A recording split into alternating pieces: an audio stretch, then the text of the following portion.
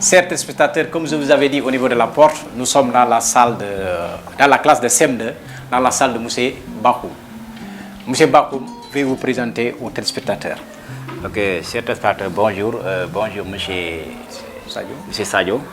Vraiment, on est ravis d'être présent ici, à l'EFA Tafsir Mbacké Doumbé. Donc, c'est moi, M. Bakoum, le maître de classe de CM2. Donc, il y a de cela 3 ans que je tiens cette classe. Vraiment, on est en train quand même de débrouiller quand même pour donner, c'est-à-dire des connaissances pour éveiller les élèves, pour les préparer à un avenir meilleur. Donc, d'accord, c'est pour cela qu'on est là pour servir, pour préparer les citoyens de demain. Très bien. Préparer les citoyens de demain. Monsieur Bakoum, vous pouvez dispenser quel cours aujourd'hui? Aujourd'hui, je vais dispenser maintenant donc, une séance de lecture, compréhension, portant sur le paludisme, un désastre.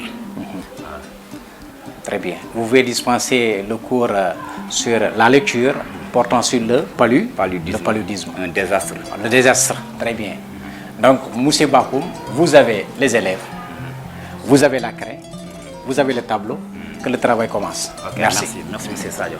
Ok, donc, faites la lecture silencieuse du texte. Vous lisez silencieusement le texte.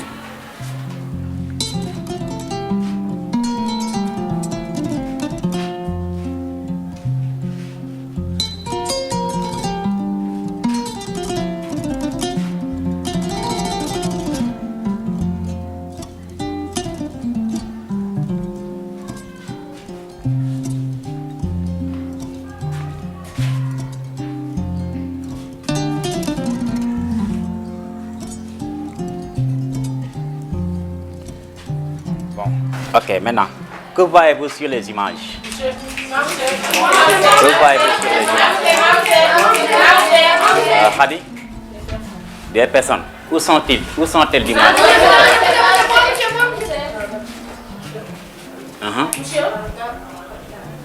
Parle fort. Où sont ces personnes? Ils sont médecins. Ils sont médecins. Ces personnes sont à l'hôpital. Qu'est-ce qu'ils font à l'hôpital, ces personnes? Les maladies. Qu'est-ce qu'ils font à l'hôpital? Ils sont à l'hôpital pour se consulter. Contre quelle maladie? Contre le paludisme. Maintenant, vous pouvez les lire.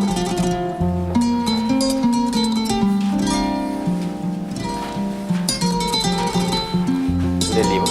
Ok. Quel type maintenant de conséquences le paludisme a-t-il sur les populations?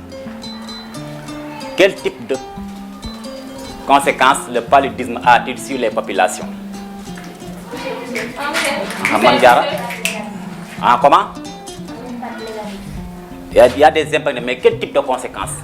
Le paludisme a des impacts négatifs, mais je parle de conséquences. Donc, le paludisme a des conséquences sur le plan social. Et sur quel autre plan? Le paludisme a des conséquences sur le plan social. Si cher? Sur le plan social, il faut bien regarder, il faut bien observer. Cela.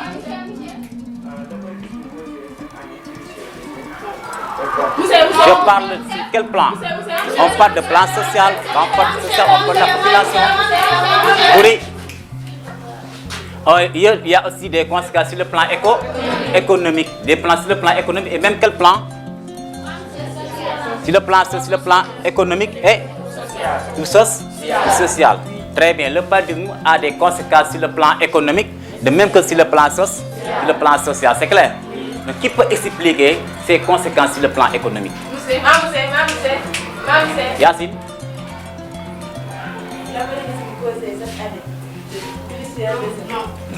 Sur le plan économique. Je parle sur le plan économique. Quelles sont les conséquences économiques? Allez-y. Voilà.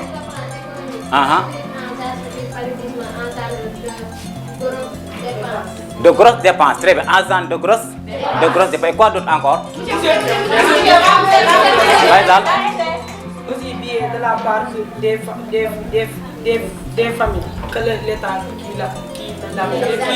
Non, suivez. Parle fort. Aussi bien de la part des familles. De la part des familles. Que l'État De la part, tu veux que de la part? De la part. Des familles. La main. Continue by that. Aussi bien. De la part. De la part. Des familles. Que de l'État. Que de l'État. Qui les appuie. Il y a des conséquences sur le plan économique et des conséquences sur le plan social. Qu'est-ce qui explique ces conséquences sur le plan social?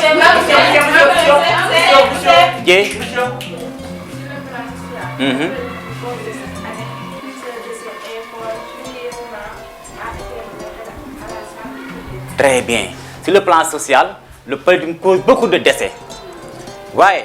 Donc le paludisme cause beaucoup de sur le plan social. C'est clair? Ok. Donc on connaît. Quelle méthode de lutte est préconisée par les autorités sanitaires? Quelle méthode de lutte donc est préposée pour les autorités sanitaires? Khadi?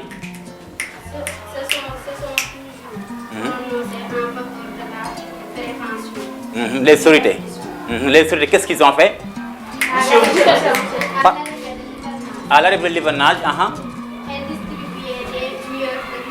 très bien, les distribuent des moustiquaires imprégnés. Donc ça, c'est une mesure préventive pour éviter le paludisme.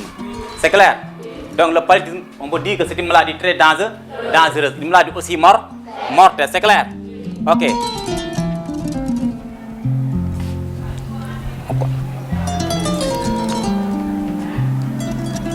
Ok, quelle est l'idée générale du texte? Quelle est l'idée générale du texte? Quelle est l'idée générale du texte? Khadi? Non. Je dis quelle est l'idée générale du texte? Cher? C'est le paludisme. Le texte ne parle du paludisme qui est un désastre. C'est clair? Le paludisme est un désastre. C'est clair? Donc il cause beaucoup de dégâts sur les populations. C'est clair? Donc ça donne des dégâts économiques, des dégâts sociaux. C'est clair? Ok.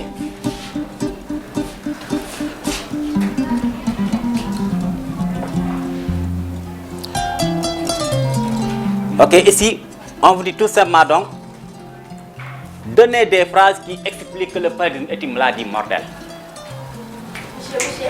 Tu vas donner des phrases, des expressions qui nous montrent que le paludisme est une maladie mortelle. Ndiara?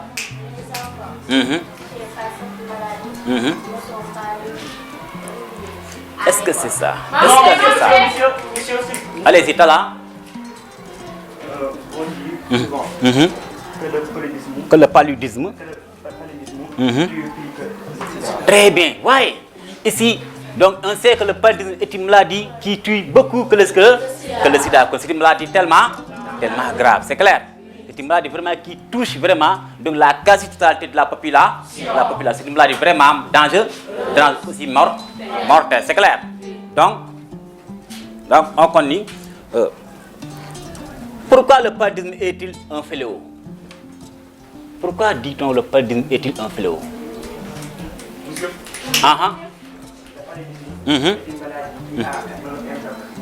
Il y a un impact négatif sur la population.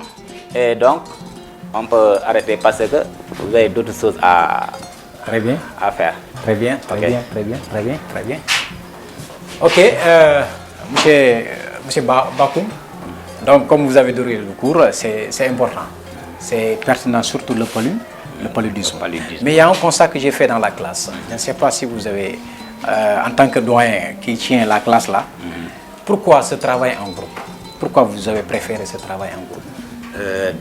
J'ai l'habitude de dire le groupe est plus intelligent que celui le plus intelligent du groupe. Donc, le travail de groupe, c'est-à-dire développer l'enfant, c'est-à-dire la responsabilité. C'est-à-dire la responsabilité de l'enfant. Il est responsable à former un citoyen décomplexé. C'est pour cela que je forme les groupes pour qu'ils puissent entraider. Ok. Donc, ce qu'on appelle ici le système de tutoring. Voilà, okay, c'est ça. Entre élèves, il y a parmi eux, il y a des les moyens, les plus qui, etc. etc. Oui, je comprends. Mais entre eux, donc la compréhension peut passer rapidement avec les explications, avec leur langue même, leur langue maternelle, pourquoi pas. Très bien, très bien. Et la lecture, quelle importance donnez-vous à la lecture? La lecture, donc ça renforce le vocabulaire de l'élève. Et la lecture aussi prépare l'élève à se communiquer dans des situations de communication, à l'oral comme à l'écrit. Donc la lecture est une phase incontournable dans l'éducation. Parce que c'est la lecture qui nous permet de bien s'exprimer aussi, de faire les leçons de mathématiques aussi, c'est en mathématiques.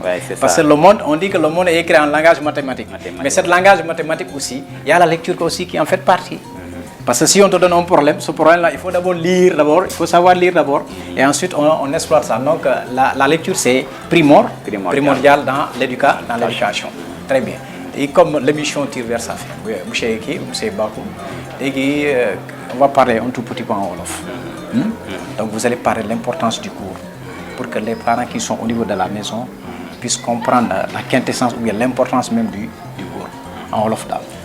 D'accord, c'est un série qui parle wolof, ça devient un peu compliqué, mais c'est une situation oblige. Puisqu'on est au Sénégal, notre langue nationale c'est le wolof. On va essayer quand même de parler. Mbokk yi téléspectateurs yi ñuy seetaan Rafah TV ñoo ngi leen di nuyu parents d'élèves yi nga xam ne ñoo bàyyi seen i doom ci école bi ñu bokk ñi nga xamante ni dañuy bokk ci leen jàppale pour ëllëg ñu mën a am mucc ayib seen bopp. tey dañ doon def ci leçon de lecture au CM2. Lecture nag dafa nekk discipline boo xamante ne mënuñ ñàkk ci dundu doomu rawatina xale buy jàng. Ndax soo mënul lire ci jamono bi ñu toll nii wax dëgg yàlla yaa ngi nekk au second plan. ginnaaw ngay nekk. te jamono dafa toll foo xamante ne dafa jot xale yëpp di jàng école. lecture day préparer xale bi mu mën a wax, day préparer xale bi mu mën a bind. mu découvrir mots yu bees yoo xam ne xamu ko woon. bu mën ko gën a développer mën ko jëfandikoo ci ay situations yu bëri yoo xam ne dina ko soxla. waaw loolu daal la amul loo xam moom ko expliquer parents yi. léegi encore ban message encore les parents comment ils doivent tenir les enfants une fois à la maison nan la ñuy tenir xale yi kër ga pour ñoom tam pour yéen ñi nekk fii tamit ngeen mën a am bañ a am ay jafe-jafe parce que école ñu ne l'école se repose sur 3 piliers les parents les élèves et aussi les maîtres. Donc parents yi actuellement xale yi bu ñu jógee fii ñu dem kër ga ban message ngay jox parents yi tamit pour mën a ñu mën a jàpp ci liggéey bi. Pour que la chose de... Ok, c'est important. Pour wax leen ne xale yi comme ñun ñoo ko bokk parents yi ku ne dafa am foo féete. ku ne fa nga féete la ci wax da nga koy def. parce que xale yi si ñëwee école dañuy jëm a góorgóorlu def ci ñun li nga xam moo ñu war. mais une fois à la maison nag suivi bi ci kilifa lay nekk. ndax su dee xale bi day ñëw école. vraiment te la muy indaale doyul. mbaa li ñu ko jox su yéegee kër ga da koy négliger. pour mu ñëwaat nekkat day xaw a métti. comme j'ai l'habitude de le dire wax naa leen.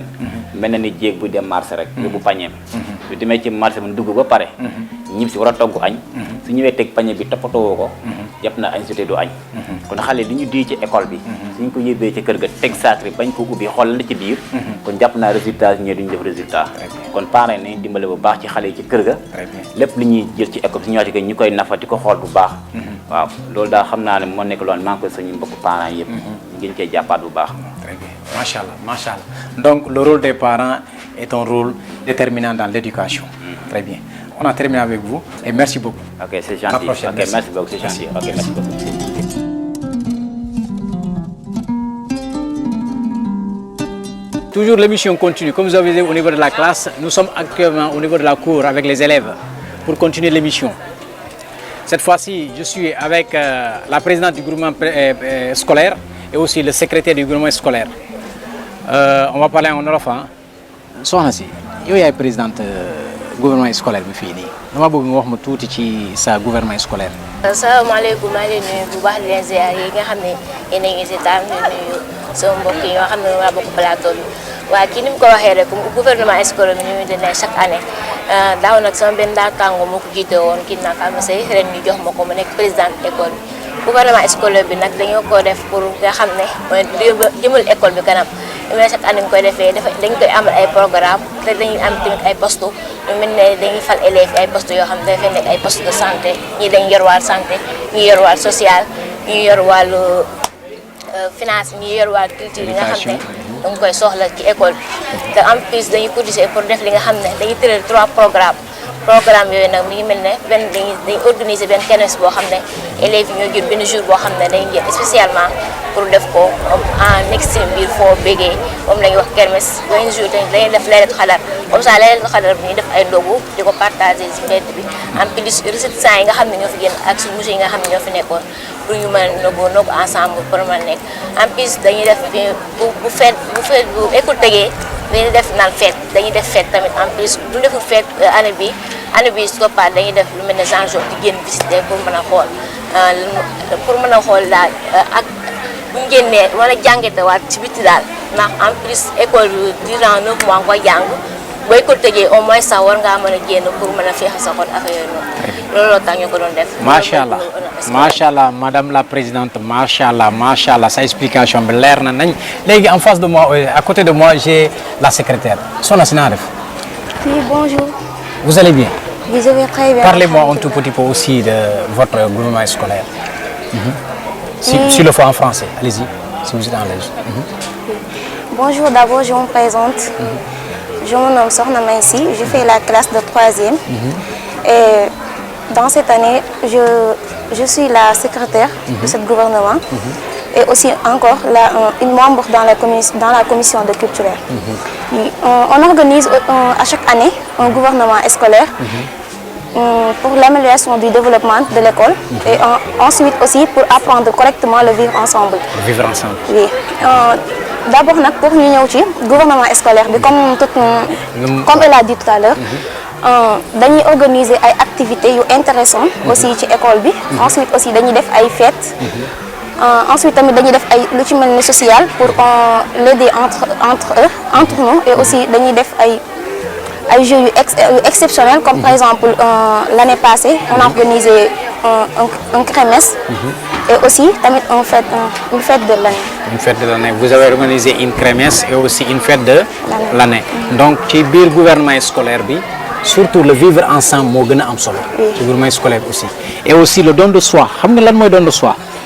maanaam nga gis école bi mu tilim jarul ngay xaar ci directeur bi wala principal bi wala les personnels pour ñu defar ko yéen ñi élèves yéen ñi jël seen propre initiative ngeen nettoyer classe bi loolu la ñuy wax nettoyer cours bi loolu la ñuy wax le don de soi léegi seen gouvernement scolaire lan la constitué d'abord le président et ensuite lan ak lan ngeen wax ma tuuti ci bureau bi. Il y a aussi des membres parce que il y a une présidente qui occupe la tête de la liste et aussi il y a la secrétaire, aussi la coordinatrice et aussi une commission culturelle, aussi une commission de la santé. De la santé, ok.